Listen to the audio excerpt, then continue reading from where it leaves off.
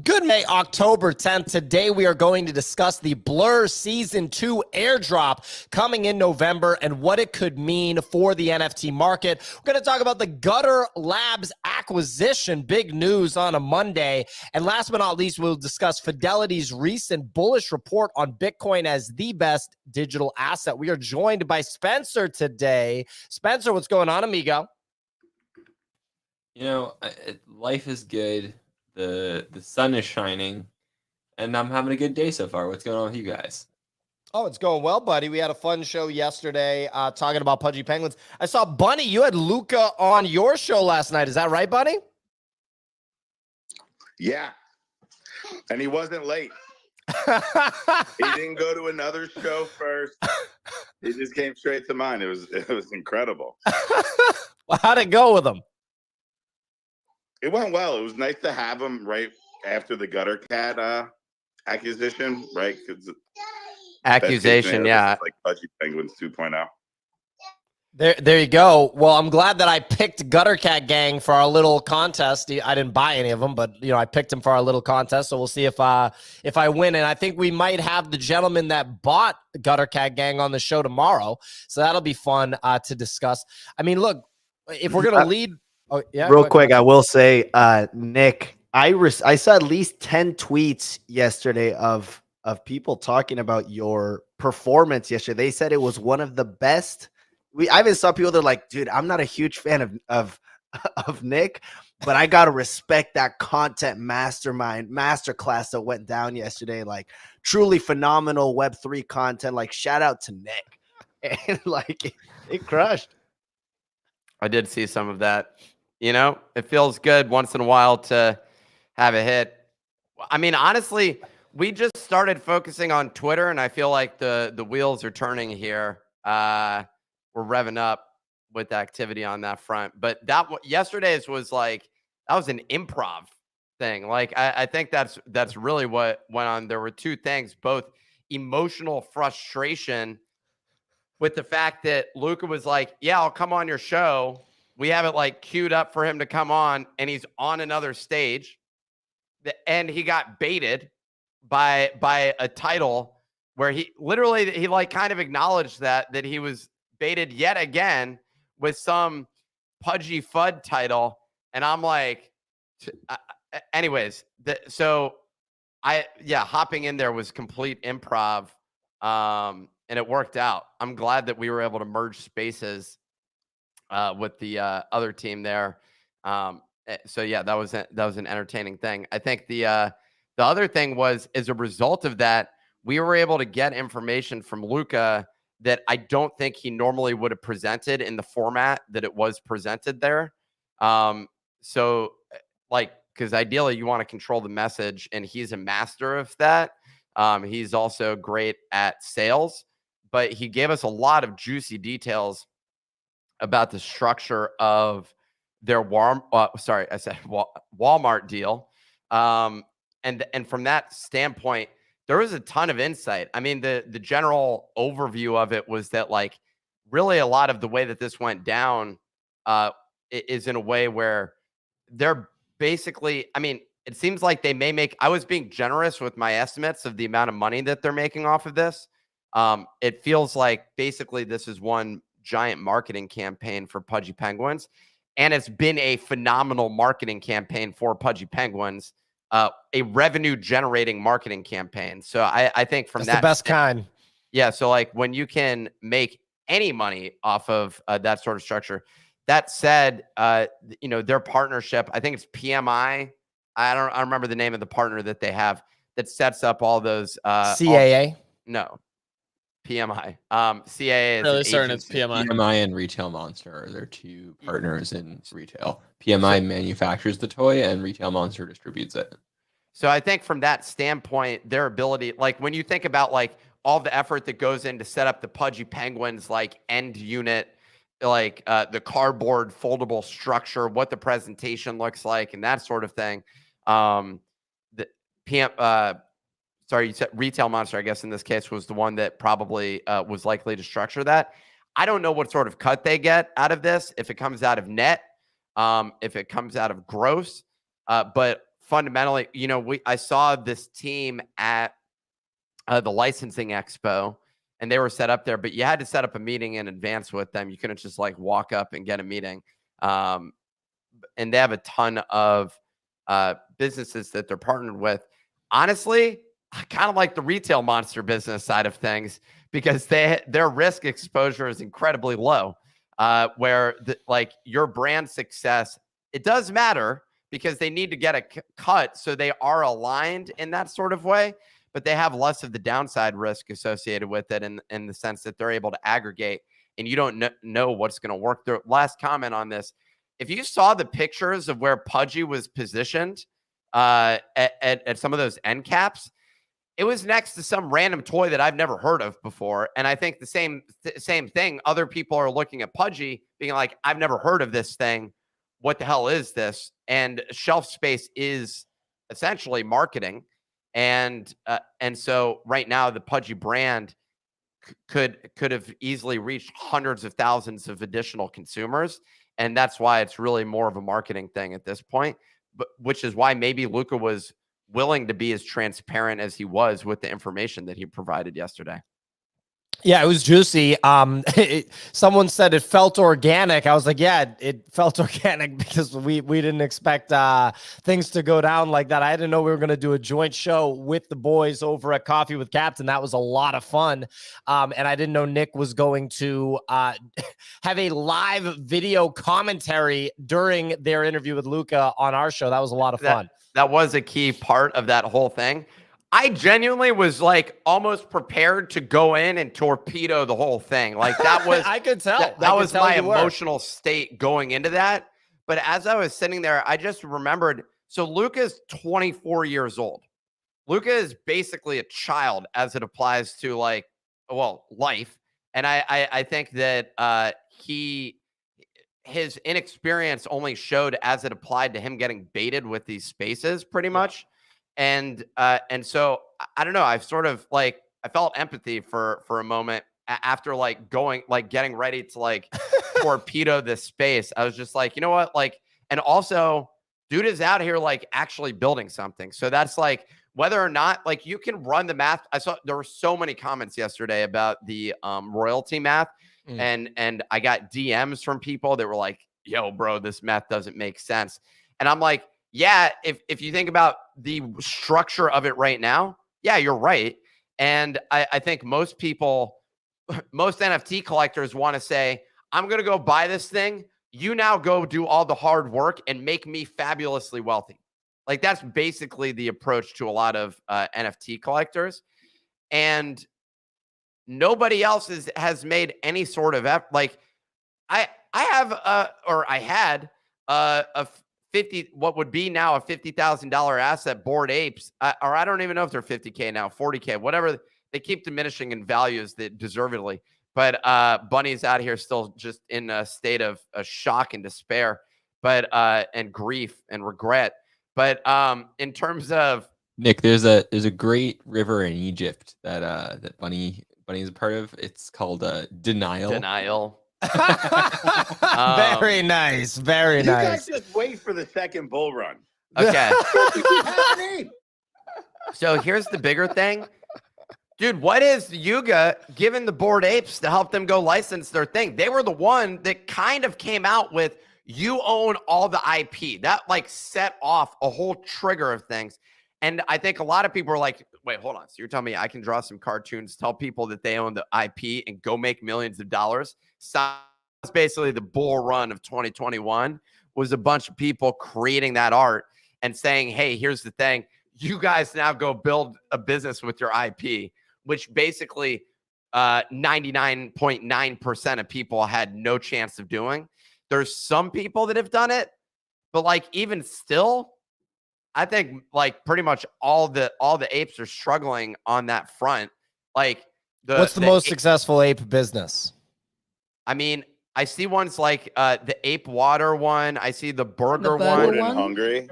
No. It's definitely the ice cream brand by Snoop Dogg, which by the way is actually also in Walmart, but you hear nothing about it.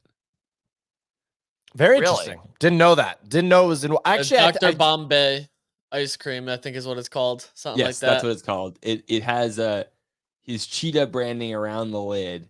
I remember because when I was going to go sweep the floor of some Pudgies in Walmart, I was walking around Walmart because, you know, as a New Yorker, getting to go to Walmart is a real treat. It's It's a real special. special. It's special. It's something different.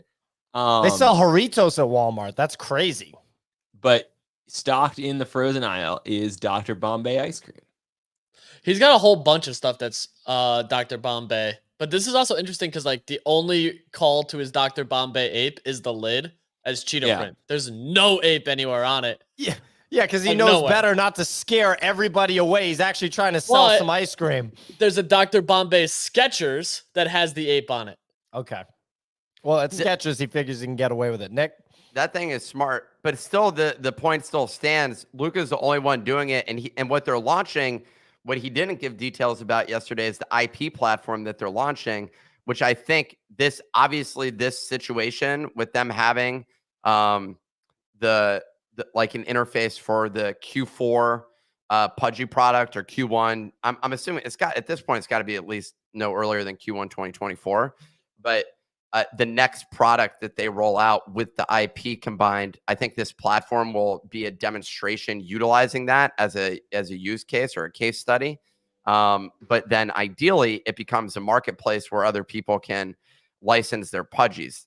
And from the standpoint of Luca, if they're able to sell something out at Walmart, if they're able to succeed in retail, there are a lot of doors that open as a result of that and a lot of other deals that can happen. And ultimately it ends up being better for the entire ecosystem. I still don't know I don't have macro metrics from the toy industry, basically like aggregate stats in terms of, I do know like Hasbro and some of these, like this is a multi-billion-dollar industry. Yeah. But I don't know like in terms of like plushies versus like blind box toys. I was in Soho the other day, and there's a pop-up store that I don't know the name of it. You're talking about Miniso? Yes, Miniso, exactly. Yeah. And I went in there just to check out the blind boxes that were like propped up there, and honestly just observing where people were in the store. At first, they weren't mostly with the blind boxes. Everyone loves it from the collectible, like looking at it. They're cool widgets to like hold in your hand and observe. But I don't know, like I have no context for the blind boxes are huge, especially in Asia. And Miniso is like an Asian store, right? I think they're starting to be bigger in the US, but like when I was in Japan a couple weeks ago, like there are just stores of 10 floors that are just blind boxes. Well, there's also what was interesting. I didn't post this on Twitter, but maybe I'll go ahead and post this.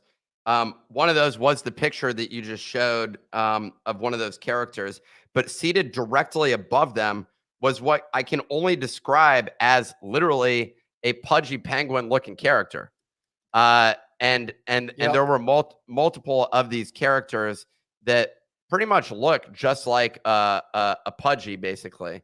And from that standpoint, I'm like, how defensible is that like character, essentially, the character IP associated with that? They had licensed those characters.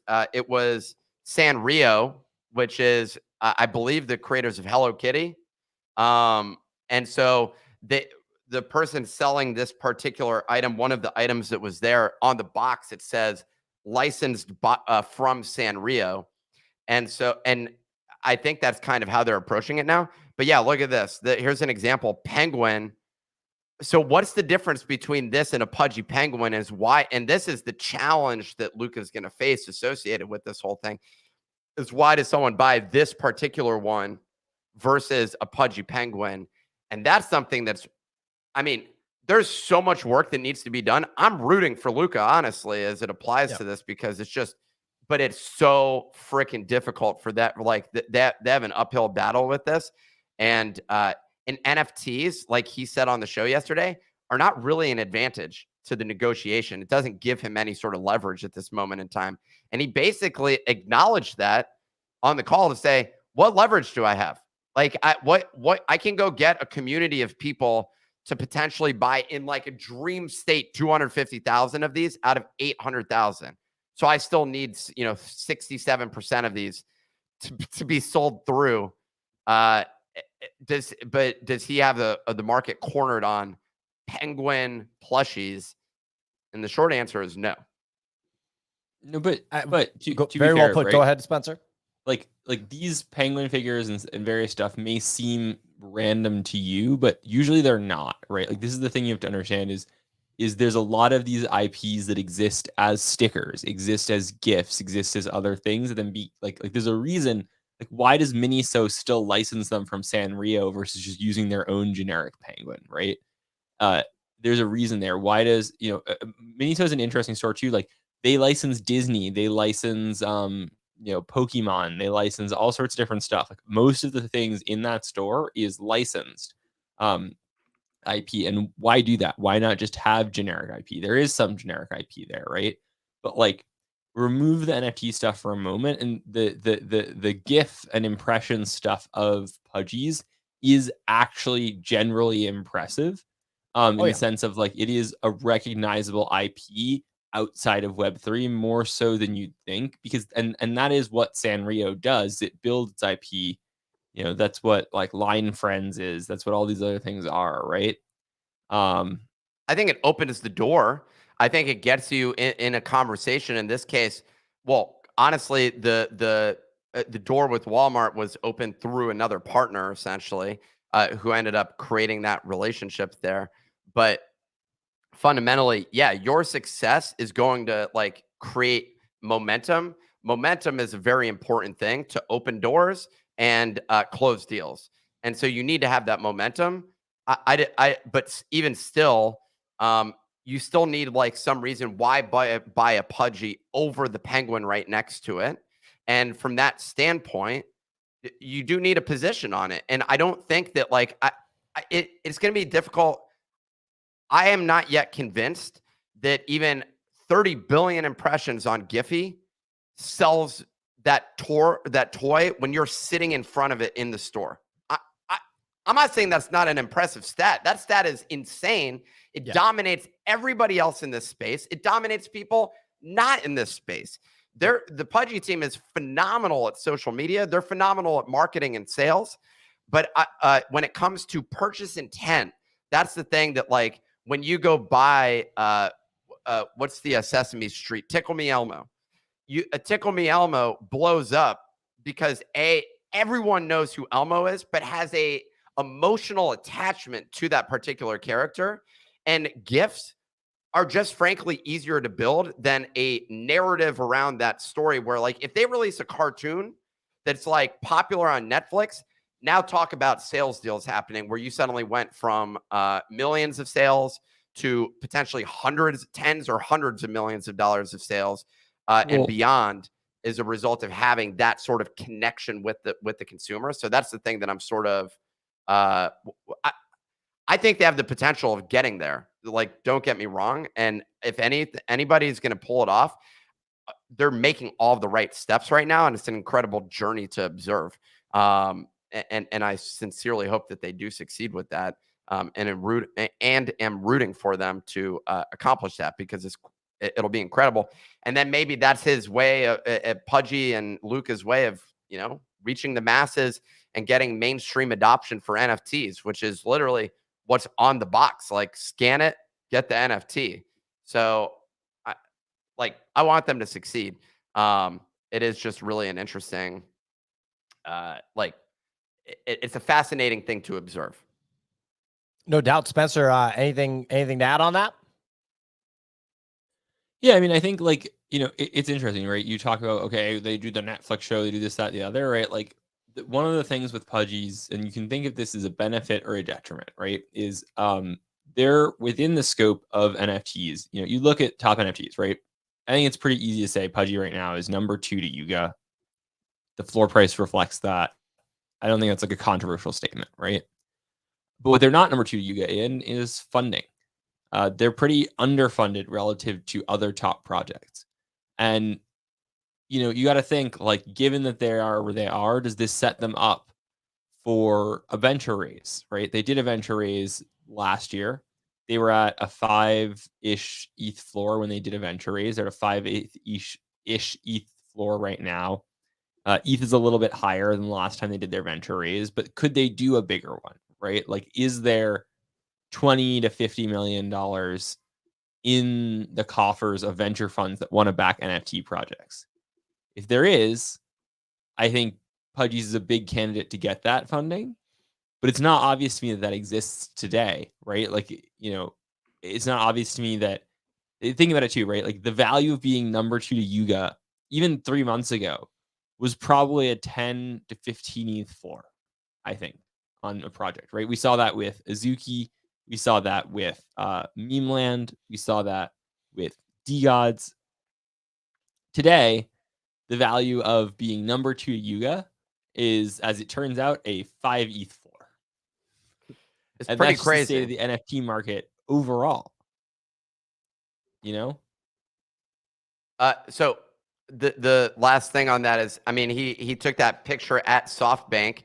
They like writing big checks and inflating the hell out of valuations. I'd be curious, you know, if that ends up being a deal, or you get an A16Z deal, whatever the situation is. Yeah, I agree with you. They definitely could raise funding. I don't know what the floor price is as a result of that funding. I think they're way better positioned to go close that deal versus, like, if you look at DGods right now, that like, in terms of like milestones met and accomplished, I just think Pudgy's is way more compelling from a business position standpoint. So I think you're definitely right about that. I think they will close a deal. It's inevitable at this point that they end up closing some deal associated with that. Unless Luca, like, well, Luca's in a position where he's made money in the past and seems well positioned that, like, he doesn't need, you know, imminent cash or something like that. So he can swing for the fences with this. So and you're completely right. Have a bunch of money associated with that. You can close some massive deals as well. It's another point of leverage, another point of influence and network connections. So yeah, I think you're spot on with that. Give it up for Luca. You know, let's see Pudgy send Pudgy to the moon. I think they're doing a great job, and frankly, it's better execution than Yuga at this point, which is just operating on 16 fronts. And even with their consolidation that they stated, they're still operating on. They went from 16 fronts to 14 fronts, and so that's like really the announcement that came out the other week, and it's like, damn, you're still operating on 14 fronts. Like, that's a lot. Well, there's a couple things. First of all, I'm not even going to mention it. It's just funny how people, like, the second you said, give it up for Luca, I basically saw an alleviation. People were like, I'm not going to mention exactly what it was, but I directly saw someone basically be like, okay, all right, cool. You said that, then we're all good. It's just funny that, you know, like, the NFT space is hilarious. It's basically like, are you not saying something positive about an asset I own? Even even if it's neutral, is it not 1000% positive? Then you said, give it up for Luca. And it's like, okay, yeah, we're good. We're good. There's no room for nuance, basically. Like, there's literally zero room for nuance. I own the asset. You need to act like this is the best shit of all time, period. And I have nothing else that's going to make me money in my life because I'm a loser. So that's like the other part of that statement that you missed out on, Pio. No. People. But I do have a question for Spencer. Spencer, so your bias is that you run an NFT fund. I see you focus on floor price quite a bit. I'd imagine that's one of the most important metrics in your professional life, because when you're running a fund, you want to buy something and have the price increase and, you know, have the opportunity to take profits, this, that, and the other thing. I wonder, so when you think about floor price in relation to fundraising, is it actually an ultra significant thing, or would robust sales from Walmart, you know, be more significant than a floor price increase? I mean, look, it's got to be both, right? Like, I think if you have too low a floor, like to raise something like $20 to $50 million, you got to raise at a significant valuation. I'll put it that way, right? And so to justify that, you're probably going to have to do both. And I think this is actually a challenge for Luca. I think the Walmart revenue people will think is like a fundraising benefit, but it may actually be a detriment, right? 'Cause as soon as you have, it's kind of a meme in the venture capital space. Like it's usually better to not have revenue than have revenue, because as soon as you have revenue, people start doing math on your revenue. But if you don't have revenue, then you could have revenue, and so like, ooh, like fun, right? Well, that's the joke on Silicon Valley, right? What's his name? What's the guy's name? The billionaire Tres Comas, that character. He's like, delete the revenue slide. Ross Hanneman, at first, he's just like, no. He's like, you never want to have profit, you know, and then he ends up not. Anyway, go ahead, Spencer. Sorry. Yeah, he deletes the whole code base. Yeah, that show is like scarily accurate, but I would say like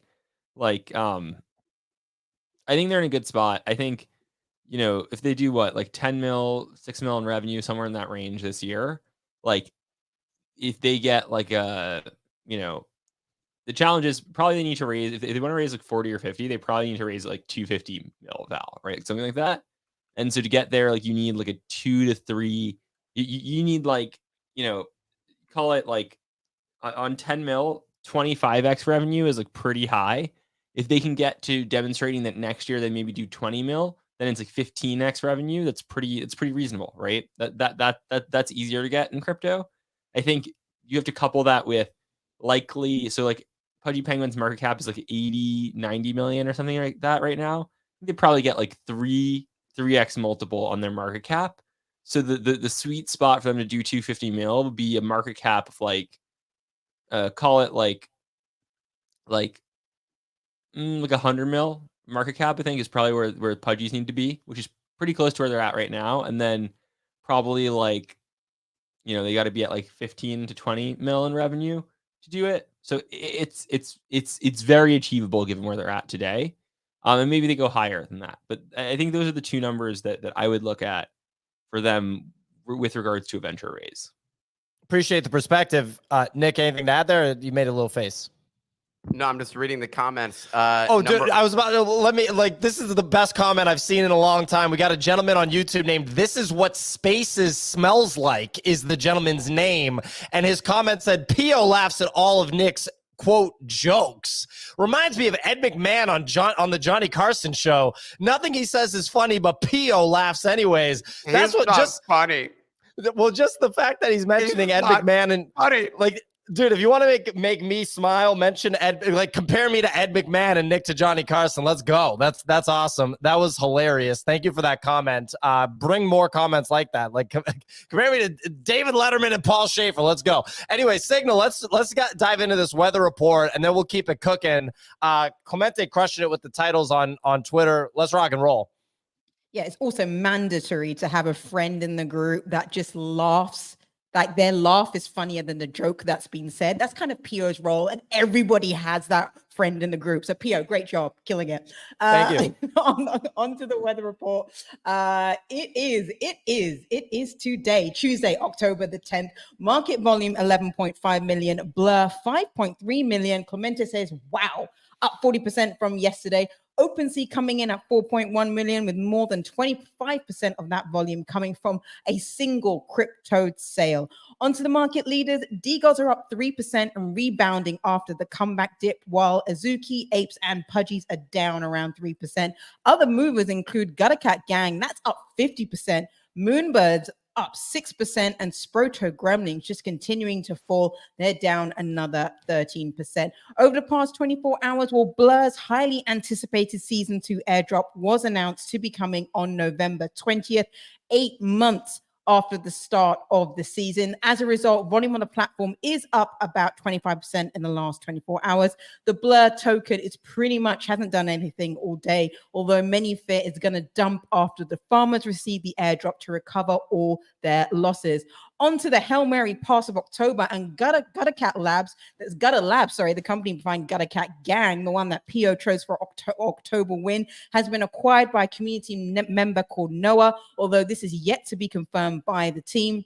More details are expected to come out about the acquisition today, but this comes less than 2 weeks after Noah made his offer intentions public, and he also promised to put $500,000 of his own capital into the business. As a result of this news, Gutter Cat Gang is up over 60% in the last 24 hours, although it had been steadily rising amidst the rumors.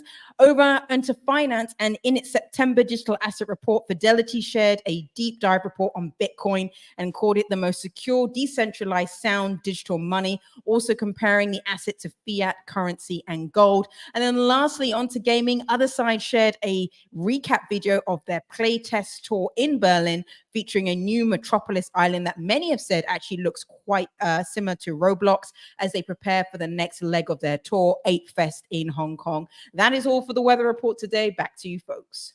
Fantastic weather report as usual, Signal. That Bitcoin story is not news for anybody that knows Bitcoin. It was just inevitable. Real quick, we have the daily digest updates, the newsletter available at thenifty.com, also posted to X every morning and pinned up top.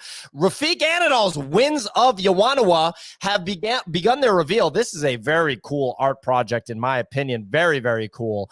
Starting with 100 yesterday and an additional set of at least 100 of the 1,000 piece collection every day this week. Very cool stuff.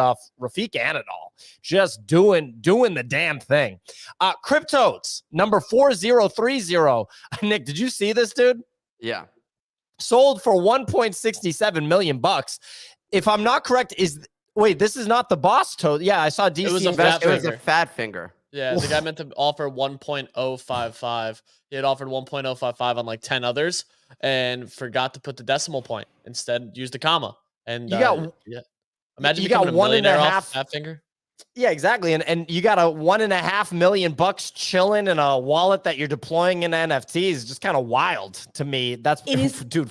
It is so wild. And the thing that got me, all I kept thinking about was, thank God I went to a school where we use decimal places and we don't use commas to separate our figures. Because you just see all the sales, 1.1, like on the OpenSea activity, 1.0, 1.0, and then that comma, 1,065. Oh, it just hurts. Well, hurts. The thing too that you got to think about too is I don't think all the toads he made offers on were in the same wallet.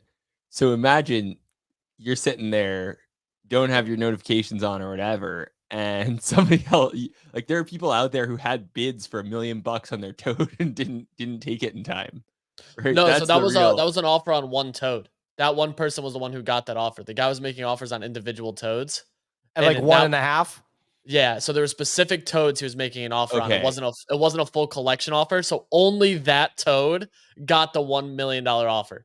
And the guy noticed within 13 minutes. So the bigger thing here is that offer was out for 10 plus minutes, so the guy could have theoretically canceled it. Well, I'm glad I'm not that guy making that fat finger mistake. Next story. Solana Collection, famous Fox Federation, has announced an additional mint of 2,223 summoned foxes, completing their Genesis collection to a 10,000 piece supply. The collection remains at a 38 Solana floor.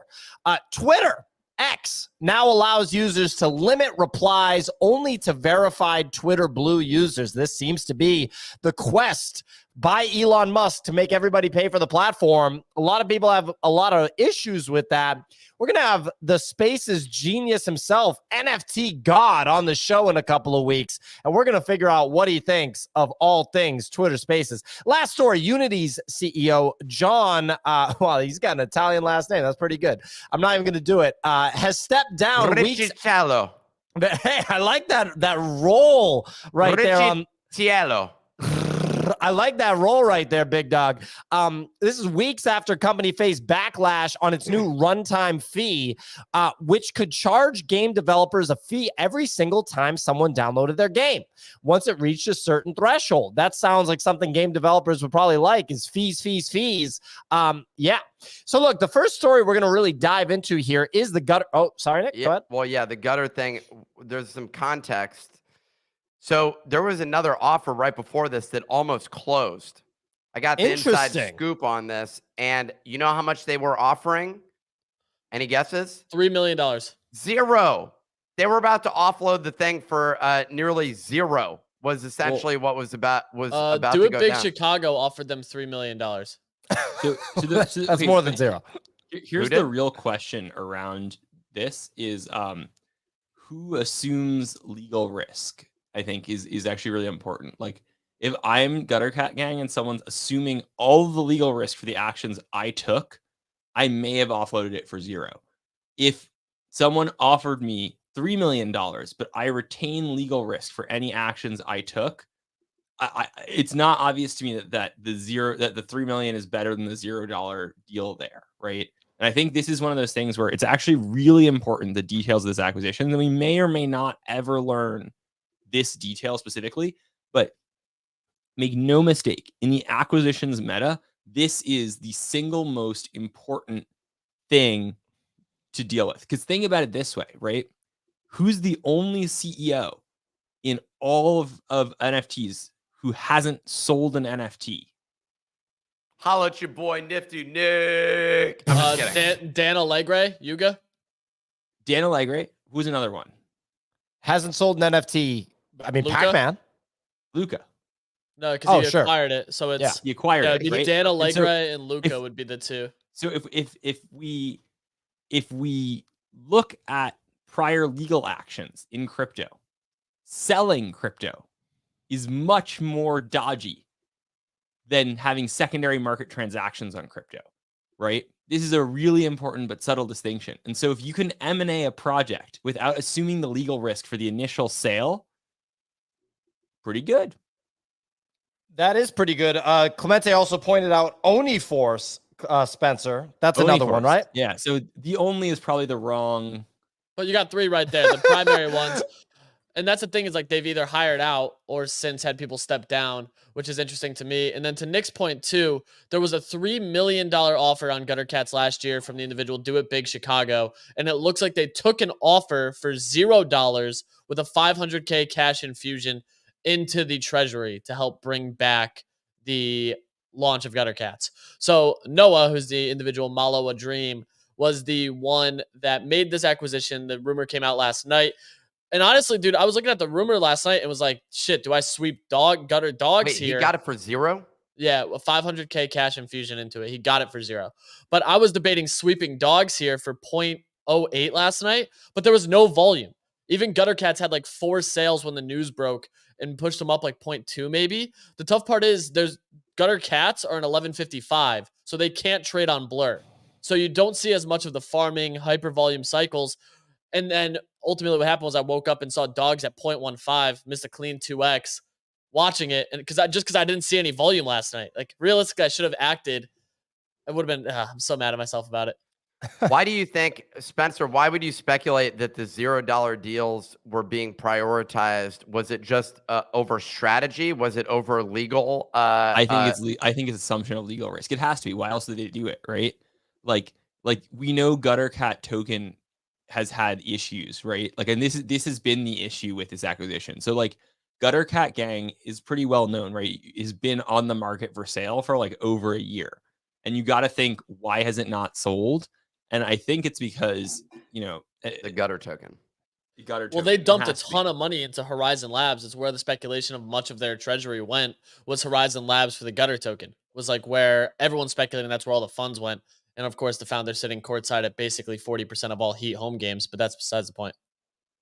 Oh, man. Well, I mean, look, this is a very juicy thing. We're hopefully going to have Noah on the show in the near future, maybe even tomorrow, trying to get him on video. I don't know if he's doxxed, but we will definitely get into the mix on it. Nick, what do you make of this? Do you think that that Luca has now laid out a sort of template for an individual like Noah to be able to take a brand like Gutter Cat Gang and really take it to the next level? Like, 500K capital injection, is that enough to really move the needle? And what does move the needle even look like? Man, this is a tough one. I think the biggest thing that Gutter Cat Gang has going for it is there was a community. I don't know how that community, it's gone on so long, that this acquisition possibility is that like it just hasn't like a lot of people have sort of like left as a result of it. That said, many of them are still holding their NFTs, so nothing makes a group happier than pump my bag situation in the NFT space. And so I just think I'm interested to see what happens here. Luca does not have a foolproof playbook by any means. And you also have to bear in mind that luck matters. He even mentioned that on the show yesterday, which also makes me wonder. Anything I say that goes against it is going to be interpreted as throwing shade. But here's my biggest thing. So Luca yesterday was like, and we had that on our roadmap, which was some generic thing. I don't remember the name of that milestone that was on there. A big, bright new world. A brave new world. Brave new world. Brave new world. And this is what we've always had. But he also said at the same time, on the video, the YouTube video they did, as well as on the space, he was like, essentially that deal almost didn't go through. Like, we had no leverage. He was like, yeah, for a moment, he was trying to be like, and we perfectly timed this for, the Q4 season for holiday shopping and stuff like that. And he's like, actually, no, we didn't. Like, he was like, that literally, like, I had no leverage and Walmart had rejected us and now it just come back out of nowhere. I was like, sure, we'll do the deal. So I think that there's a lot of variables in play, which is why you can't just follow someone's playbook like that. $500,000, the only way that works is if you have pre-existing infrastructure. And that is what Luca and team had. Whether or not that was used for building a different online business courses, landing pages, e-commerce stuff, and whether or not you agree with the approach that they were used, the bottom line was they were good at executing and rolling stuff out the door. And I think that that's where they're properly positioned. So that's why I hope that this gentleman comes on the show to discuss, his acquisition of it. But the biggest question here is, what's the background of this person? What's the team that they have pre-existing in place? And Luca had a pre-existing like office and things that like, I feel like that made them properly positioned to be able to, be up and running instantaneously. They didn't need to build something from scratch. So that's the biggest thing. What are you going to say, Spencer? I mean, I think so, like, twofold, right? One is like, I think you ask, why are people buying projects this day? And I think it's actually one of the more interesting answers to this question is it is harder than you think to launch a project now. And so there are people who want to enter the NFT space and say, we can't mint out a collection. And one of the benefits of legacy collections is there is more distributed supply that already exists in the market. And likely there's a lot of people who bought it.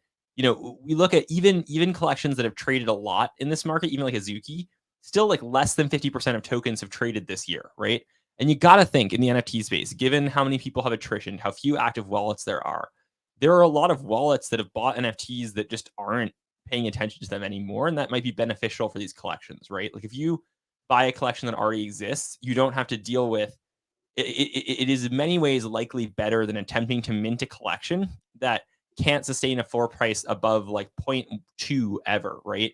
And then it has this legacy of either struggling to mint out or minting out and then immediately dumping. And that's like very hard to get over. So I've heard a lot of like more sophisticated people that actually have bigger war chests coming in, looking at what they can acquire in the space because they think it's so difficult in today's meta to actually launch a new project, right? That's pretty interesting. And the big question here, right, is like 500K is not enough to build a project, right? So then you have to think, how do you get more money, right? Do you do something revenue generating? Or do you immediately go out and shop a venture raise? Is there venture money that exists for immediately shopping a venture raise, right? Like, how do you at some point capitalize the business with other, 500K is salaries for 3 people for a year, right? Maybe 2 years, if right? That. Yeah. Very interesting stuff. I really want to ask this guy, Noah, just what the vision is, because you can go in so many different directions with this stuff, right? There's the video game direction. Pudgy's doing toys. There's so many different directions you can go in. So I hope he comes on. Going to be really, really interesting to figure it out. Look, we got to talk about Blur Season 2's airdrop coming. So it looks like in a short tweet, Blur has tweeted that their Season 2 airdrop is going to be happening November 20th. So an official date, which is crazy. No extra details were shared. In the last 24 hours, Blur's trading volume is up roughly 25%. So people went to the Blur platform and started to continue to farm ahead of the November 20th date. Spencer, you participated in the first Blur airdrop successfully. It seems like everybody that really took the first airdrop seriously, Machi Big Brother, other big farmers, were handsomely rewarded. have you been participating in season 2? And what do you think of this? I mean, I think I've been look, I have on the order of magnitude of like tens of thousands of blur points in season 2. So nothing crazy, not like the million blur points that, Hanwei has or Machi, but like, the way I've been approaching this is it's a nice to have. Blur points certainly have some value, right? It's my estimate is at a minimum, I think it's probably $1 a point. Wow. Maybe it's more, maybe it's less. It's likely not less than that, but you never know, right? That's at least my math on the expected value. I think the real questions here are along the buy and sell pressure from the airdrop. And so I've been treating this as a nice to have. If I'm trading anyway, I'll trade in such a way that I do get as many blur points as possible, but I'm not running strategies to get blur points that involve trades I would not otherwise make. And I think that that's really how you should have been thinking about this. There have been periods It's almost of time like, where yeah, it's like using a credit card instead of cash. Like I was going to buy that milk anyway. Why not get the points from MasterCard, right? Exactly. No, that is a great description. I'm going to get, and you know what? Maybe I have 3 credit cards. And I'm going to use the one that gives me my most cash back at the restaurants versus when I'm online shopping. Like it's something like that, right? It's not, no one's going out of there. I'm like, oh, I'm going to go buy, I'm going to go buy a car on my Amex because I want the points, right? Like no one does that, right? That's just not what it is. But, if you can get them, you may as well, right? And so I think the big question here is the amount of buy pressure sitting on the sidelines. This is where it gets really interesting, right? Is, in my view, blur, like $ blur, is an incredibly high vol asset in the next, like, around this airdrop, right? And I see 2 scenarios. The scenario that seems obvious, right, is, okay, at current prices, it's still like $80 million of, or actually probably more like $50 million of blur that's getting airdropped, right? That's a lot of money. You got to assume like an airdrop like this is actually pretty similar to a venture raise. Like we're saying, right, like could Pudgy raise 50 mil in a venture raise? Probably, right? Could Blur today raise 50 mil on the open market in an airdrop? Like maybe, right? It's not obvious one way or the other. The other question is, do they need to do the full 50 mil, right? So that's assuming that there's 50 mil in sell pressure, meaning everyone just gets their coins and immediately dumps. I think it's pretty likely that someone like Machi, someone like Hanwei are going to dump pretty aggressively, but they may not, right? Like this is the big question, right? If Hanwei, for example, decides not to dump immediately, like it could ride out. There's also a lot of smaller people. They may wait to sell, etc. A lot of people are looking at Blur token from externally. I know a lot of big funds looking at it because think about it this way, right? If you have hundreds of millions to billions of dollars as a capital allocator in the crypto space, right? And you say, hey, I'm looking at NFTs, and I think it's pretty easy if you've been in crypto before to get to a point in your brain where you're like, okay, if NFTs come back, this is a 10x return. This is a venture style return into the next market, which is not true of a lot of stuff in crypto. Right? A lot of stuff in crypto already has multi-billion-dollar market caps, and what? It's going to go like 100 billion? Like that's challenging to see. But like the idea that something like Blur, which, today sits at like a 150 mil market cap, could go to $1 billion market cap in the next cycle is actually like a pretty reasonable, I think, bet to make, right? And so you're looking, okay, maybe Blur has venture style returns, NFTs of venture style returns coming back potentially. Now, I've gotten to this thesis that I think NFTs will come back. They're down 95%. They'll come back 95% in volume, et cetera, et cetera. How do I get exposure to that thesis? It's a really, really, really tough question, right? Is it right to go write a venture check into Pudgy Penguins? Maybe that's the right thing, right? Is it right to go do any number of other things? One of the most obvious answers to that question is owning a bunch of Blur, right? Is it right to go try and buy secondaries on the secondary market for OpenSea? Because OpenSea certainly isn't raising another round, right? Like, how do you get exposure to the idea that NFTs come back? Blur is likely the most obvious, like $ Blur is like likely the most obvious thing in all of that. Over ApeCoin. Well, I think like if you look at the price of ApeCoin today, it's still quite high, right? Well, I was going to say, Spencer, I think the best strategy here is the 3-3 strategy.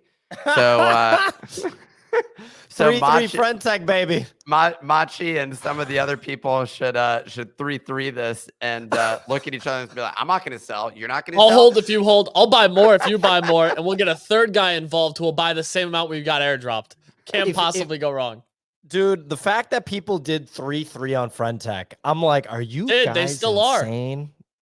are. Still going on. Well, so like, my favorite thing too is like, you know, I think there's some people who don't understand that it's a joke, right? Like it's a kind of a highbrow game theory joke, but it's not that hard to figure out that this is not equilibria, right? Like the joke is that it's a non-equilibrium outcome, right?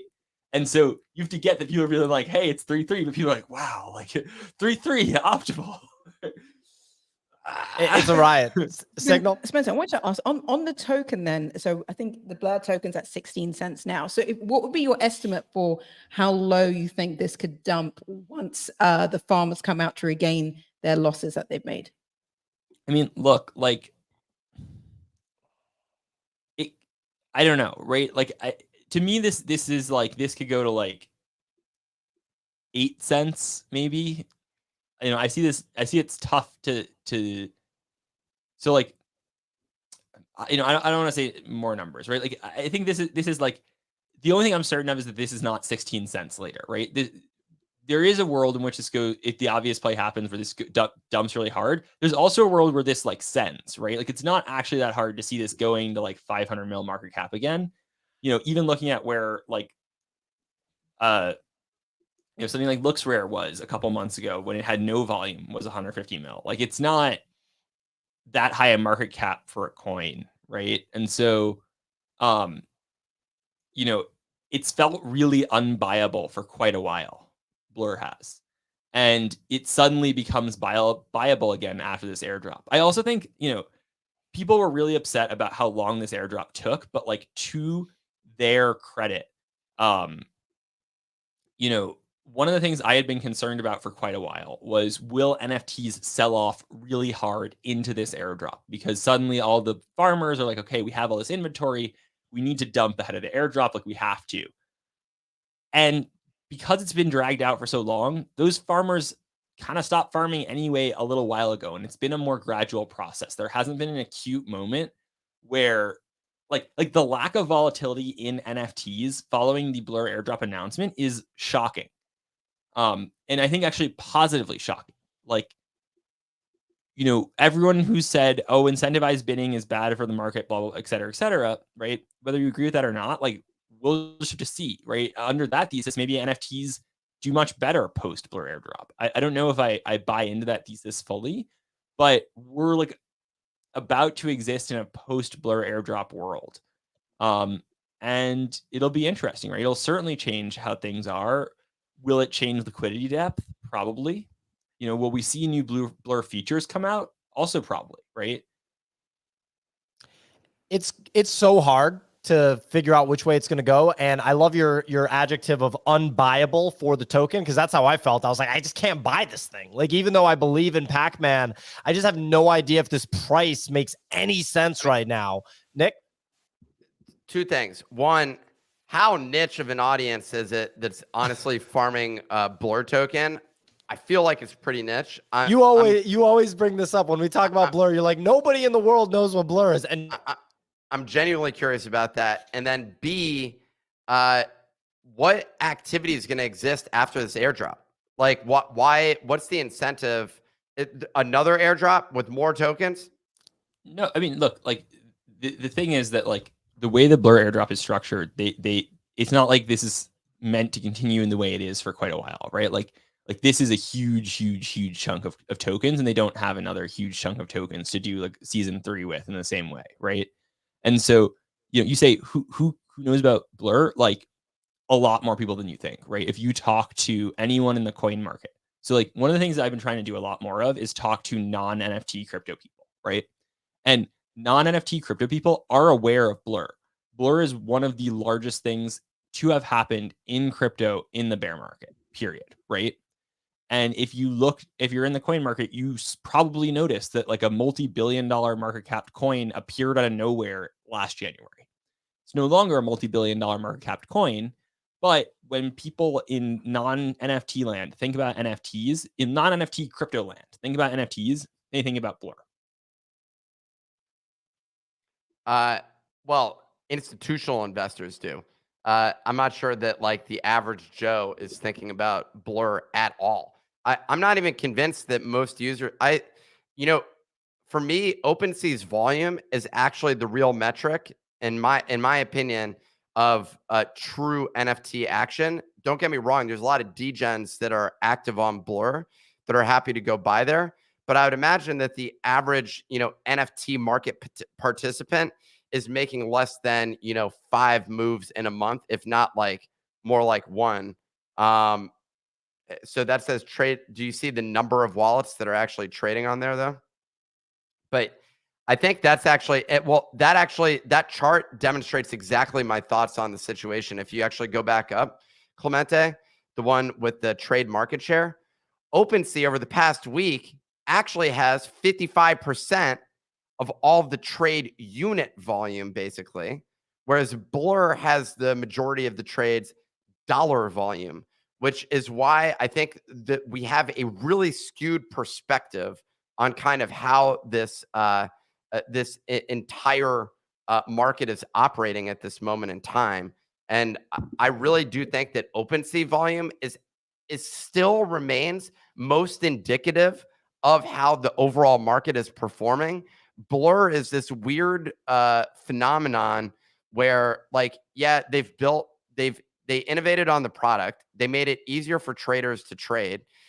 But the reality is this market has gotten increasingly small during the bear market. Is there a better way of saying it? Increasingly small? Smaller and smaller. Smaller. It's just not as verbose. Gigantically less thick though. Less thick. So the market's gotten less thick over time, which is business lingo. But yeah, I don't know. I'm just someone who, like, the Blur situation is one that took the market by storm. And the way that it did was it created a bunch of instant liquidity in this market. And the iconic trade is OSF and Mando dumping their apes at that moment, in which people are like, wow, like, this is phenomenal that there's this much liquidity in the market, but it's fake liquidity. It's just not real trades, and it's no indicator of actual true adoption. And instead, I feel that portion of the market is getting further and further away from where really the action is in this over the long haul, which is, I don't know that the financialization of NFTs is inherently the biggest portion of it. I could be completely wrong, though. I think some of it's very interesting when NFTs come to like actual physical products, tokenized products, which you can get loans against and things like that. Maybe the real estate title industry or the car title industry. I think those are 2 particular industries that are like really relevant for this sort of thing. But for the majority of stuff, it's not. Yeah, it's inevitable for those industries, but those aren't going to, that's a real world asset. You're just digitizing, you're having a better technology-based solution to streamline the, trading of those assets. Like if you've ever done like a mortgage refi or done any sort of mortgage thing, you know that there is going to be a digital version of that and it'll be through blockchain. It's just going to take so long, but that's different than trading a collectible. I don't even know if we can call these things collectibles. They're traded like shit coins with pictures. Like the market wants to make them shit coins with pictures. I want them to be collectibles. I want them to be pieces of fine art, but the market's like, it's a shit coin with a picture. Like that's the thing. Well, anyway, Spencer, you're going to say something? This is the interesting thing, right? Is like we in NFT land think about impact on our bags today, right? But one of the narratives I hear a lot about behind the scenes is like, the impact of real world assets. I think there's a pretty big consensus that real world assets represented by NFTs, RWAs is what people call them, are a big part of the next cycle's narrative for NFTs. And in that case, the thing that matters today is actually the infrastructure, right? This is why, like, is Blur token the best exposure to NFTs? Maybe, because like a world where actually the best use case for NFTs isn't animal JPEGs, it is trading your Rolex, it's trading Charizard PSA slabs, right? then like suddenly actually like this infrastructure that's being built to trade animal pictures is actually useful for that, right? Like all the lending protocols suddenly are lending for Rolexes now. All the trading protocols like Blur are suddenly like Blend is now like a Rolex lending protocol. Blur is now a trading of Rolex protocol, right? Like it's actually easy to port. Like the benefit of building this infrastructure today around animal JPEGs is that it's easy to port it over to RWAs. We're Fantastic. seeing that too. We're seeing that with arcade.xyz, which has done like an incredible job with like lending protocols. Yeah, you just see the Supreme shirts as real world collectibles that have taken out loan collateral. They're tokenizing real world assets through a third party broker so that they're not actually stored directly through Arcade. We're seeing a bunch of that stuff. And I think that's just the tip of the iceberg for it. Spencer, I'm on the exact same page. I think real world assets become the primary driver of this with the lack of storage required for it. I love, we're going to wrap it aside. I love that comment from Spencer, and I totally agree. I also think that NFT degenerate behavior is actually going to infiltrate. If that happens the way that we're talking about, it might influence the price on a Charizard card and stuff like that, because the NFT degens are just like, gotta pump this thing or gotta make the price go up. And all of a sudden the traditional collectibles market could be like, what is happening? These NFT guys are pumping our prices. I'm saying that's not impossible. I don't know when that'll happen, but it's on the table, and we're already seeing, like Easy just pointed out, and Courtyard and all these different brands that are actually bringing this to the NFT space. Last thing, I'm a Blur boy in the sense that I was saying that I liked Blur and I liked Pac-Man from the beginning. I described him as like our version of Mark Zuckerberg. He's like 23, 24. He went to he's an MIT dropout, Y Combinator graduate, like the whole thing, I wanted to work and I wanted to buy the token, but it was so hard for me to tell if it was a good price to buy the damn token. And I mean, I'm relieved that you described it as unbuyable too, because it makes me feel better about the way I was looking at it. I was like, I just can't buy this thing, even though I want to, because I just have no clue whether the price is going to go up or down from here. I think Blur being successful is good for the ecosystem.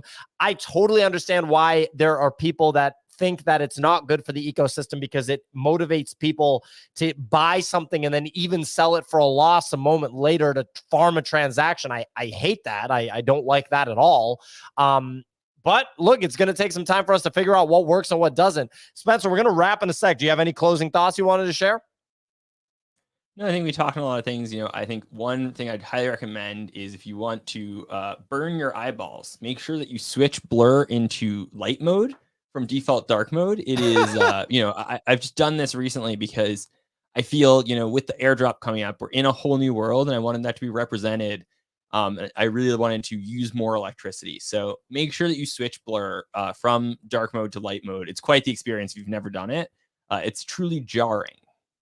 Well, there you go. Someone also said people trade collectibles just like people trade NFTs. What I'll say is not exactly, amigo. Not exactly. I don't think that many people buy a Charizard card on eBay for 150 or however much it costs, $2,000, and then list it at 1950 one moment later. It's not really the move, I don't think. I have a friend that does a lot of physical card trading. I don't think that's usually his strategy. I'm going to buy this and take a $50 loss on it immediately.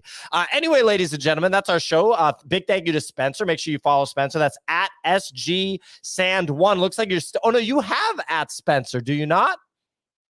I do. I have at Spencer. That's the secret alpha.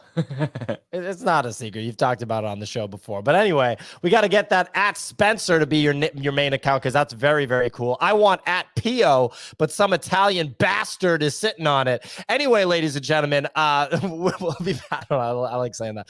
We'll be back tomorrow, 9 a.m. Eastern time. We do the show Monday through Friday. Also available on YouTube if you want the video stream. Also available on Apple and Spotify podcasts if you want to share it with people outside of the Twitter bubble.